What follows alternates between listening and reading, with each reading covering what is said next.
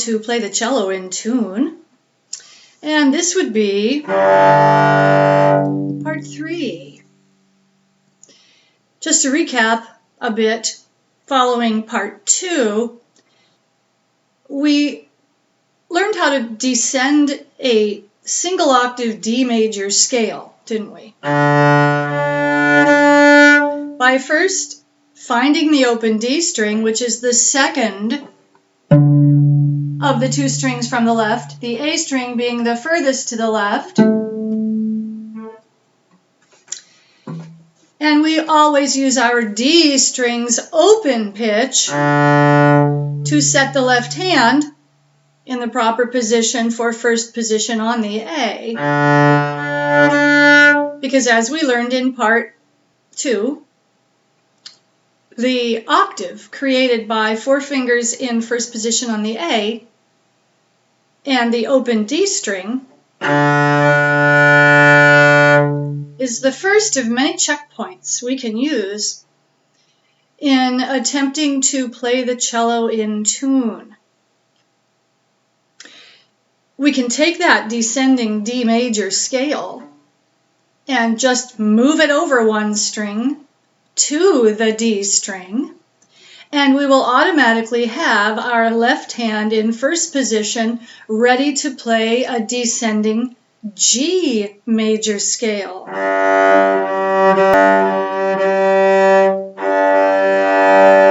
If I'm really in what I call the pitch pocket is my term for being right in that precise moment on the string which generates the correct number of vibrations per second to produce the pitch desired.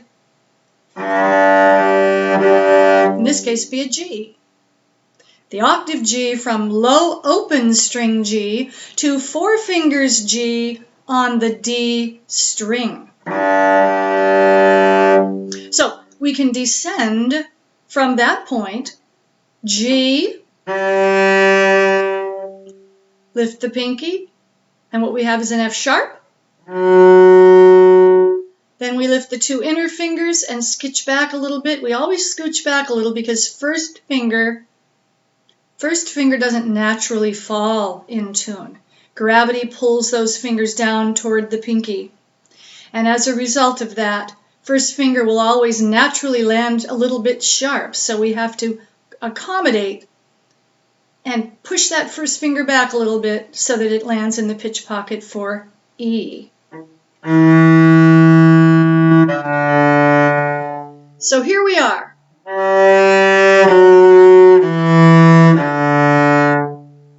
Now, in order to go into the G strings portion of the remainder of that scale, we only bring the left hand over to the G string,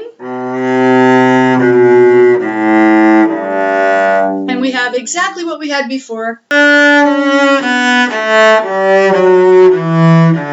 We start on G,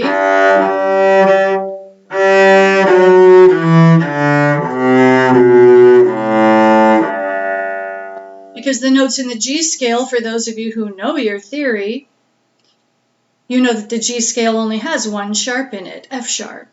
So when we drop to the G string, we are actually playing C natural, which we check with the open C string.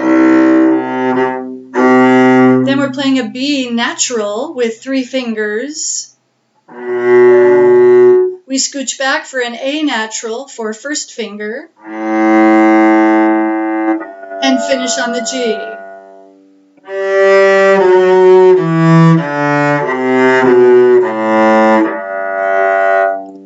So we can do 2 descending major scales in 1 octave.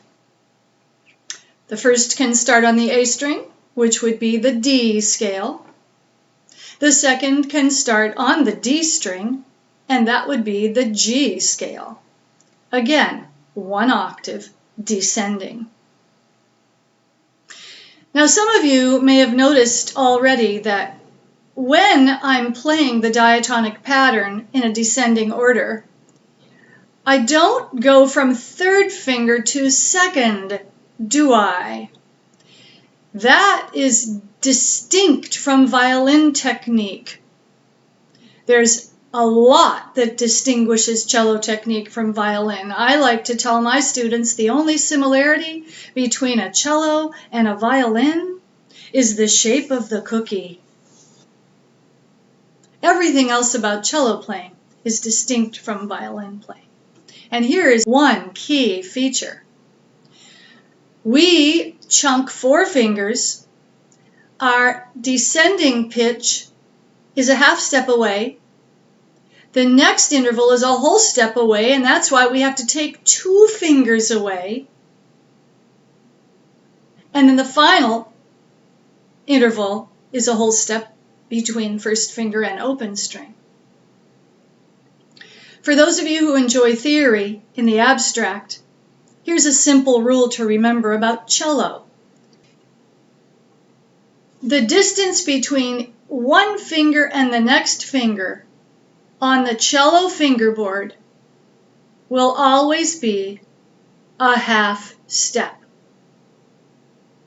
There's a half step between your pinky and your third, a half step between your third and your second, a half step between your second and your first, and the only whole step would be between your first finger and the open string.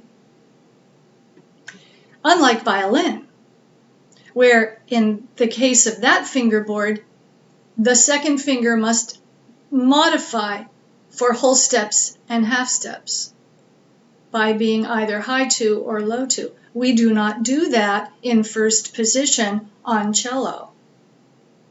We play 4-3-1 open for a D scale, 4-3-1 open for a G scale. And it's even true if we wanted to play a single octave C scale. That would start on the G string, and we would match with our open C next door, B natural, A, G, F, E natural, E natural, and C. On cello, we can effectively play 3 single octave descending major scales in first position. 4-3-1 open, all the way down. Now, the reason I'm reviewing all of that in that context is because this video will introduce to you the 2-hand shapes, which are subcategories within first position. Hand shapes are distinct from positions. Positions refer to where the hand is placed on the fingerboard. Shapes refer to how the hand is shaped in that position. And here's why it's relevant and what I mean by all of that. Because in some scales, we need F naturals.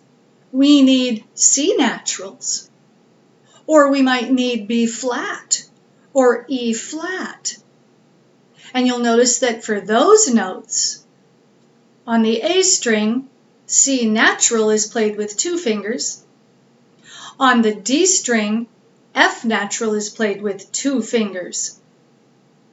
On the G string, B flat is played with 2 fingers. On the C string, E flat is played with 2 fingers.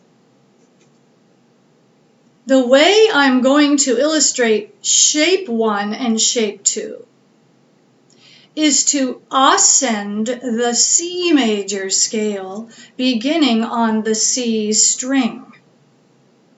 Ascending C major on the C string. C, first finger, D. 3 fingers, and make sure your thumb is low. It shouldn't be behind your first finger, it should be below it.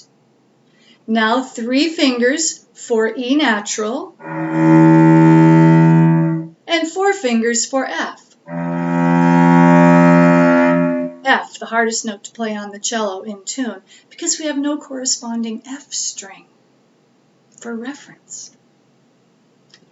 Now we leave old fingers down, we roll our bow to the G string, we play open G. Then we play A natural, first finger. See how low my thumb is? Then we play 3 fingers B natural,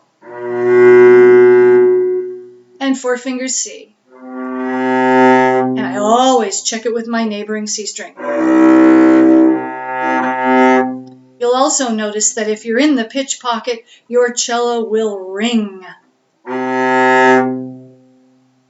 That's because I'm in the pocket. My 4 fingers C on the G string, so right in tune. Now that's the first octave of the ascending C major scale.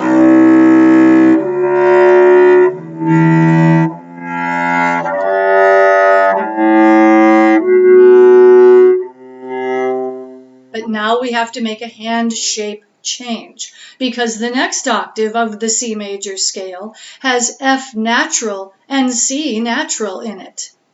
So I have to play open D, E, then I take my second finger and I bring it pretty close to my first finger and I pronate my hand back this way a little bit to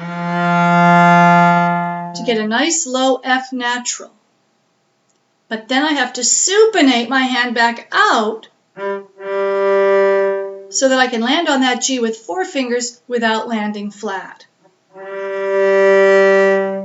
So this is what it will sound like starting on this C over here. Shape 2, pronate second finger. Because they're pretty close to each other. They're not touching, but they're pretty close. Then we have to compensate by rolling back out. We call that supinating, curving the hand back out to get 4 fingers G in tune with our G string without overshooting it. Then we go to the A string and the same thing happens. B natural. And a low 2, shape 2 for C natural. Here's how 2 octaves of the C major scale on cello will sound using hand shape 1 in first position and then hand shape 2 also in first position for the upper octave of the C scale. Shape 1, first position.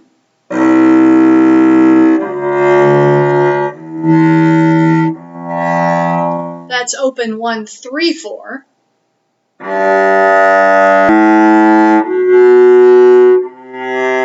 Also open 1, 3, 4.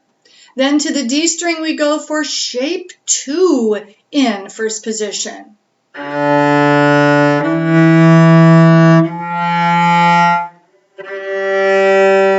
And the same shape 2 on the A string to finish the scale. We end on 2 there. Here it's what happens when we descend.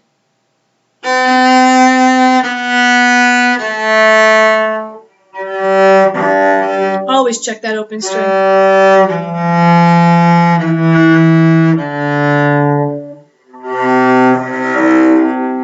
Shape 1 again, 3.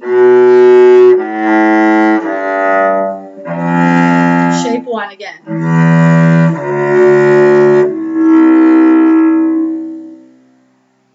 Two hand shapes, 1 position. C major scale.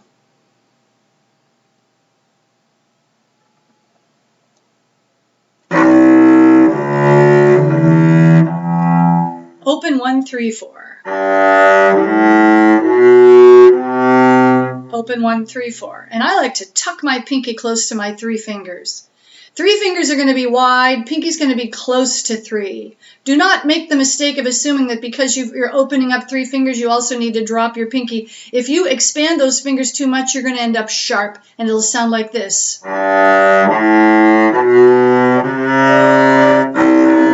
And a lot of beginners end up playing sharp if they extend their hand and they don't close up that hand and start by playing descending scales.